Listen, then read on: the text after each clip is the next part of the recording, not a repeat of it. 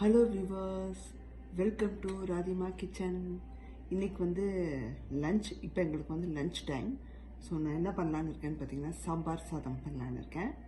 எல்லாருக்கும் தெரிஞ்சது தான், பட் இருந்தாலும் நான் எப்படி பண்ணுறேங்கிறது உங்களுக்கு காமிக்கிறதுக்காக தான் நான் இந்த வீடியோ எடுக்கிறேன். ஸோ இந்த சாம்பார் சாதத்துக்கு என்னென்ன தேவைன்னு பார்த்துக்கலாமா? இதுக்கு வந்து பார்த்திங்கன்னா வெங்காயம் வந்து நீங்கள் சின்ன வெங்காயம் போட்டால் நல்லாயிருக்கும். பட் நான் வந்து சின்ன வெங்காயம் இல்லை, அதனால் நான் பெரிய வெங்காயம் எடுத்துருக்கேன். ஒரு பெருசு எடுத்து அதை ஆஃபாக கட் பண்ணி, ரொம்ப பெருசு அதனால் ஆஃப் எடுத்து கட் பண்ணி வச்சுருக்கேன். 2 பச்சை மிளகாய் எடுத்திருக்கேன். தாளிப்புக்கு கருவேப்பிலை 2-3 எடுத்திருக்கேன். தக்காளி ஒரு சின்ன தக்காளி எடுத்து கட் பண்ணி வச்சுருக்கேன். ஏன்னா புளி ஆட் பண்ணுறதுனால ரொம்ப தக்காளி போட வேணாம். அண்ட் தென் அரிசி இருக்குது பார்த்தீங்களா, அரிசியும் இந்த பருப்பையும் நான் 1/2 hour ஊற வச்சுருக்கேன். எவ்வளோ எடுத்திருக்கேன்னு பார்த்தீங்கன்னா, நான் வந்து எப்படி அளப்பேன் அப்படிங்கிறத உங்களுக்கு சொல்லிக்கிறேன். ஒரு ஆளாக்கு இருக்குது பார்த்தீங்களா, நம்ம வீட்டில எல்லாம் வச்சுருப்போம். இல்லை நீங்கள் வந்து டம்ளரில் அளக்கிறவங்களா இருந்தால் டம்ளர் கூட எடுத்துக்கணும். நான் வந்து இந்த மாதிரி ஆளாக்கில் தான் அளப்பேன். அரிசி ரைஸ் குக் பண்ணதாகட்டும், சாம்பாருக்காக இருக்கட்டும், எல்லாருக்கும் இதில் தான் அளப்பேன். நான் என்ன பண்ணுவேன், இப்போது சாம்பார் ரைஸுக்கு வந்து இதில் வந்து பார்த்திங்கன்னா இந்த அளவுக்கு 3/4 அளவுக்கு நான் அரிசி எடுத்துக்கிட்டு இதில் கொஞ்சோண்டு இந்த 1/4 பருப்பை போட்டு ஒரு ஆளாக்காக நான் மெஷர் பண்ணிடுவேன். ஈவன் பொங்கல் பண்ணால் கூட இதே தான், ஒரே ஆளாக்குலேயே அரிசியும் பருப்பையும் அளந்துருவேன். ஸோ அப்போ ஈஸியாக இருக்கும் நம்மளுக்கு. ஸோ நான் அப்படி தான் அளந்து அந்த மாதிரி ஒரு ஆளாக்குக்கு 2 சேர்ந்து வர மாதிரி அளந்து வச்சுருக்கேன். 1/2 மணி நேரம் ஊற வச்சாச்சு. இதுக்கு வந்து ஒன்றுக்கு வந்து 2 டம்ளர் தண்ணி, நான் வந்து 3.5 கிட்ட ஊற்ற போகிறேன். ஏன்னா உங்களுக்கே தெரியும், சாம்பார்னால் வந்து இந்த சாம்பார் சாதம்னா வந்து ரொம்ப வாட்டரியாக இருக்கணும், அப்படியே ஃப்ளோவாக இருக்கணும், அப்போ தான் சாப்பிட பிடிக்கும். அதுக்கான மெஷர்மெண்ட் இங்கே எடுத்து வச்சுட்டு நான் புளியை கரைச்சி அதுலேயே வந்து தண்ணியையும் கலந்து அளந்து வச்சுட்டேன். ஸோ அது ரெடியாக இருக்குது. தாளிப்புக்கு வந்து பார்த்திங்கன்னா எண்ணெயும் நெய்யும் சேர்ந்து எடுத்துருக்கேன். 2 டேபிள் ஸ்பூன் எண்ணெயும் 1 டேபிள் ஸ்பூன் நெய்யும். ஏன்னா நெய் ஊற்றினா ருசியாக இருக்கும், அதனால எடுத்து வச்சுருக்கோம். எண்ணெய் யூஸ் பண்ணுறேன்னா நல்லெண்ணெய் தான் சாம்பாருக்கு நான் யூஸ் பண்ணுவேன், என்னோட இது. அடுத்தது பார்த்திங்கன்னா கடுகு, உளுத்தம்பருப்பு, சீரகம், வெந்தயம் இதெல்லாம் ஒரு டீஸ்பூன் எடுத்து நான் அப்படியே கலந்து வச்சுட்டேன், ஏன்னா ஒன்றா போட்டுக்கலான்னு. அப்புறம் பவுடர்ஸ் வந்து பார்த்திங்கன்னா ஹோம்மேடு மிளகாத்தூள் ஒரு 1/2 டேபிள் ஸ்பூன், மஞ்சத்தூள் 1/4 டீஸ்பூன், அப்புறம் சாம்பார் தூள் மாதிரி நான் யூஸ் பண்ணுவேன். அது வந்து ஒரு 1/2 டேபிள் ஸ்பூன். மிளகாத்தூளும் சாம்பார் தூளும் 1/2 டேபிள் ஸ்பூன் போட்டால் போதும். மஞ்சத்தூள் டீஸ்பூன் அளவுக்கு சேர்த்தா போதும், அவ்வளோதான். ஸோ இதை வந்து மொத்தமாக அளந்து வச்சுட்டேன். அப்புறம் தேவையான அளவு உப்பு எடுத்தாச்சுங்க. இப்போ வந்து பார்த்திங்கன்னா இதுக்கு காய்கறின்னு பார்த்திங்கன்னா உங்கள் விருப்பம் தான், எந்த காய்கறி வேணாலும் நீங்கள் சேர்த்துக்கலாம். நான் சேர்த்தது வந்து பார்த்திங்கன்னா ஒரு 3-4 முருங்கைக்காய் எடுத்திருக்கேன். ஒரு சின்ன கத்திரிக்காவை மீடியம் சைஸில். இந்த இதை எடுக்காமல் போடுங்க, இந்த நான் காமிச்சிக்கிற இதுன்னு இந்த இதை எடுக்காமல் போடுங்க, அப்போ தான் குலையாமல் இருக்கும் இந்த இது.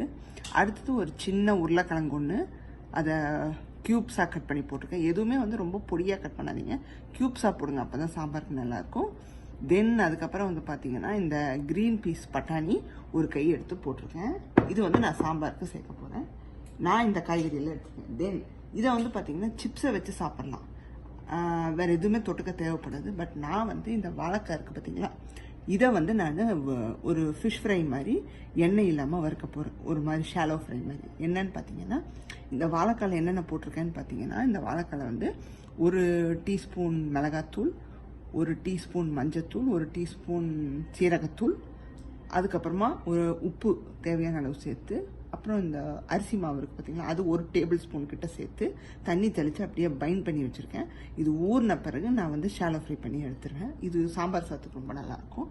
பட் இது இல்லாமல் நீங்கள் வெறும் அப்பளம் கூட வச்சு சாப்பிட்லாம், சிப்ஸ் வச்சு கூட சாப்பிட்டுக்கலாம், ரொம்ப நல்லாயிருக்கும். இப்போ அடுத்த ஸ்டெப், குக்கிங் ஸ்டெப்புக்கு போனால் வாங்க. இப்போ நம்ம செகண்ட் ஸ்டெப்புக்கு போக போகிறோம். அடுத்தது நம்ம எதில் பண்ண போகிறோம்னு பார்த்தீங்கன்னா குக்கரில் தான் பண்ண போகிறேன். என்னடா குக்கர்னு சொல்லிட்டு ஒன்று எடுத்து வச்சுருக்கேன்னு நினைக்காதீங்க, இதுவும் குக்கர் மாதிரி தான். இதுக்கு பேர் வந்து பார்த்திங்கன்னா இன்ஸ்டன்ட் பாட். நம்ம இந்தியாவில் கூட இருக்கும்னு நினைக்கிறேன். இங்கே நான் யூஎஸில் வாங்கி 1 year ஆச்சு. நான் இந்த ஸ்மாஷியான ஐட்டங்கள் இதெல்லாம் பண்ணுறேனோ அதை வந்து இதில் தான் குக் பண்ணுவேன். சூப்பராக குக் ஆகி வந்துடும். இதில் வந்து பார்த்திங்கன்னா நீங்கள் குழம்பு வைக்கலாம், அப்புறம் சிங்கிள் ரைஸ் எல்லாமே பண்ணலாம், ரைஸ் ஐட்டம் எல்லாமே குக் பண்ணலாம். இதுக்கு வந்து பாருங்கள் சாட்டே மோடு இருக்கும், ப்ரெஷர் குக்கர் பண்ணுற மாதிரி இருக்கும், பாயில் இருக்கும், இட்லி வேக வச்சு எடுக்கலாம், எல்லாமே பண்ணலாங்க. ஆல் இன் ஆல் அப்படின்னு சொல்லிக்கலாம். நான் மோஸ்ட்லி ஒரு சில ரெசிபீஸ் பண்ணும்போது இதில் தான் நான் பண்ணுவேன். ரொம்ப நல்லா வரும். ஸோ இப்போ இதில் தான் உங்களுக்கு வந்து அந்த சாம்பாரை நான் வந்து சாம்பார் சாதத்தை குக் பண்ணி காமிக்க போகிறேன். ஸோ அதனால தான் உங்களுக்கு இதை காமிச்சு. இதில் டைமர் இருக்கும், அதை செட் பண்ணி நம்ம மூடி போட்டு மூடிட்டோம்னா சூப்பராக குக்காகி வந்துடும். இதோட மூடி காமிச்சிடறேன் அப்படியே உங்களுக்கு. இதுதாங்க இந்த மூடி. இந்த மூடி வந்து இப்படி தான் இருக்கும். மேலே விசில் ஆட்டோமேட்டிக்காக இருக்கும். இதுதான் மூடி. உள்ளே இப்படி இருக்கும். ஸோ நம்ம அந்த மூடியில் வந்து 2 இது கொடுத்துருப்போம். அந்த விசிலோட அந்த இது வந்து உள்ளே இருக்கிற மாதிரியும் வெளியே எடுத்து விடுற மாதிரியும் இருக்கும். சூப்பராக குக்காகி வரும். இதை உங்களுக்கு காமிக்கணும்னு சொல்லி தான் இதை ஒரு வாட்டி நான் இப்போ சமைக்க போகிறேன் இல்லையா இதில், அதனால் இதை சொல்லிவிட்டு அதுக்கப்புறம் உங்களுக்கு சமையலுக்குள்ளே என்ட்ராகலான்னு போகிறேன். சாட்டை மூடுக்கு போயிடலாங்க. ஃபஸ்ட்டு ஸ்டெப் வந்து நம்ம எண்ணெயும் நெய்யும் எடுத்து வச்சுருக்கோம் பார்த்தீங்களா, அதை உள்ளே விட்டுருங்க. நல்லா ஃபுல் அண்ட் ஃபுல் விட்டுருங்க இப்படி கையை வச்சு. ஏன்னா நெய் வந்து இப்படி தான் இதாயிடும். எப்போவுமே வந்து மெஷர் பண்ணி ஊற்றிக்கோங்க, அப்போ தான் ரொம்ப நல்லது உடம்புக்கு. ஏன்னா நமக்கு கரெக்டாக ஊற்றணுங்கிற ஒரு இது தெரியும். இல்லாட்டி நீங்களாம் வந்து மேனுவலாக ஊற்றுனீங்கன்னா உங்களுக்கு வந்து அதிகமாக ஊற்றிருக்கலாம். ஒரு 1/4 ஸ்பூன் 1/4 சிட்டிக்கு அதிகமாக போச்சுனாலும் நல்லதுக்குங்க. இப்போ ஃபஸ்ட்டு எண்ணெய் சூடானதும் இந்த கடுகு உளுத்தம்பருப்பு அந்த கலவையை போட்டுடலாம். நல்லா பொரியணுங்க. பொரியாமல் அதெல்லாம் ஆட் பண்ணி வைங்க. இதில் சமைக்கிறதுக்கு வேண்டிதான் உங்களுக்கு முன்னாடியே வந்து இதை பற்றின ஒரு சின்ன இது கொடுத்தேன், ரிவ்யூ மாதிரி. இதில் எல்லாமே பண்ணலாம், சூப்பராக குக்காகி வரும். மோஸ்ட்லி நான் சிங்கிள் ஐட்டம் எல்லாம் இதில் தான் குக் பண்ணுவேன். டைமர் இது கரண்ட்டில் குக் ஆகுது, அது சொல்ல மாட்டேது. இது வந்து கரண்ட்டில் நம்ம குக் பண்ணுறது, கரண்ட்டில் தான் போடணும். ரொம்ப நல்லாயிருக்கும். இந்தியாவில் கிடச்சா நீங்களும் வாங்கிக்கோங்க. குக்கருக்கு அடுத்தது இது ரொம்ப யூஸ்ஃபுல்லாக இருக்கும். பாருங்கள், நல்லா வெடிக்க ஆரம்பிச்சிருச்சு. அது வெடிக்கிற சமயத்துலேயே வந்து வெங்காயம் சேர்த்துக்கலாம்.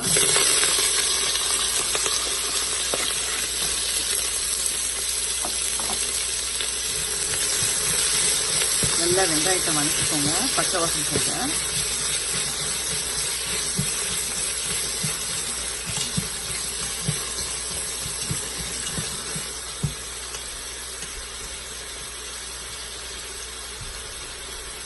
இது கூட பெருங்காயம் சேர்த்துக்கலாம். நான் சொன்ன மாதிரி கொஞ்சமாக 1 ஸ்பூன் கிட்ட சேர்ப்பாங்க.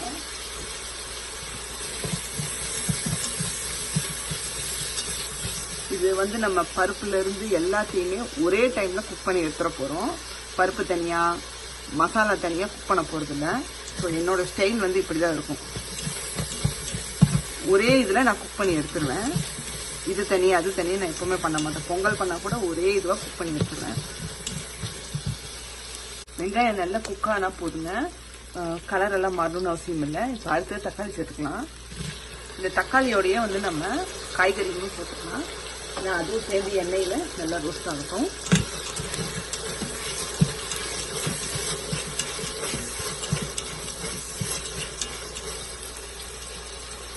இது கூட எடுத்து வச்சுருக்க காய்கறியும் உள்ள சேர்த்துங்க. நீங்கள் எந்த வெஜிடபிள்ஸ் வேணாலும் சேர்த்துக்கலாம். முள்ளங்கி காய்கறி கூட அந்த இது கூட சேர்த்துக்கலாம். இப்போ வந்து எண்ணெயில் நல்லா வந்து ஒரு 2-3 மினிட்ஸ்க்கு சாட்டே பண்ணிடுங்க. தக்காளி லைட்டாக மசியணும். காய்கறி எல்லாம் நல்லா ஓரளவுக்கு எண்ணெயில் சாட்டே பண்ணியாச்சு. இப்போ அடுத்தது நம்ம மசாலா ஆட் பண்ணிக்கலாம். நம்ம எடுத்து வச்சுருக்க மசாலாவை, இந்த மிளகாத்தூள், சாம்பார் தூள், மஞ்சள் தூள் இருக்கு இல்லையா, அதை சேர்த்துக்கோங்க.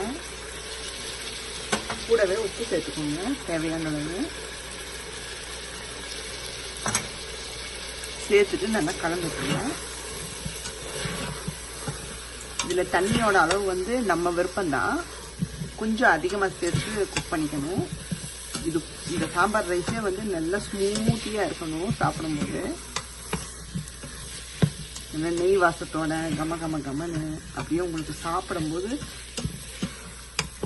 ரொம்ப கெட்டியாக பண்ணிடாதீங்க. நல்லா போரிங் கன்சிஸ்டன்சி, அதுக்குன்னு ரொம்ப தண்ணியாக இல்லாமல் நான் உங்களுக்கு காமிக்கிறேன். அந்த கன்சிஸ்டன்சியில் பண்ணி எடுத்துக்கோங்க. இப்போ நல்லா வந்து இந்த மாதிரி மசாலாவோட காய்கறியும் உடையாமையும் குக் பண்ணணும். அது ஒன்று. ரைஸும் பருப்பும் குழஞ்சா போதும். இப்போ நம்ம வந்து இதுக்கு தேவையான அளவு தண்ணி சேர்த்துக்கலாம். ஏற்கனவே நான் அளந்து வச்சுருக்கேன் இந்த சாம்பார் ரைஸ்க்கு. அதை புது தண்ணியோட கலந்து வச்சுருக்கேன், அப்படியே சேர்த்துருங்க. தண்ணி பத்தலைன்னா இன்னும் கூட நீங்கள் சேர்த்துக்கலாம். நல்லா கலந்து விட்டுக்கோங்க.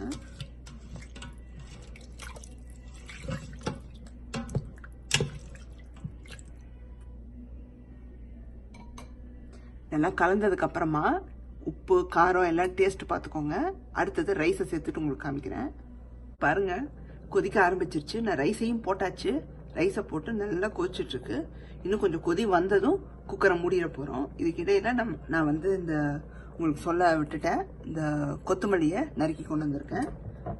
இதை வந்து கொஞ்சோண்டு எடுத்துட்டு நறுக்கி வச்சுருக்கேன். ஸோ உள்ளே சேர்த்துக்கலாம்.